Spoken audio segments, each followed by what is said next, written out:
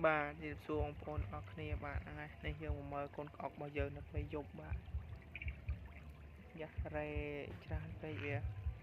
អត់ focus បាទនេះបងប្អូនបាទគូក្អកយើង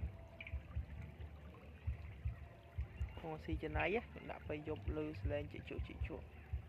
បាទ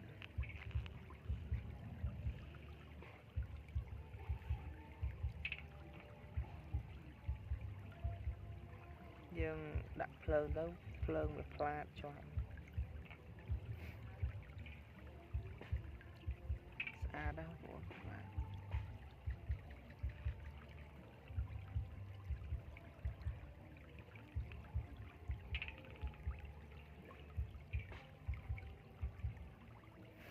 បាទហ្នឹងអញ្ចឹងវីដេអូហ្នឹងខ្ញុំមានតែប៉ុណ្្នឹងឯងបងប្អូនហ្នឹង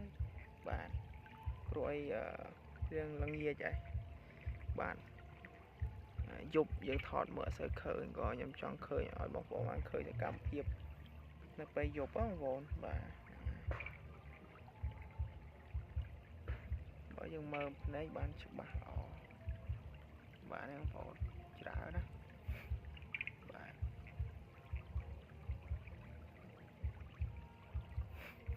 ហ្នឹងហើយចឹង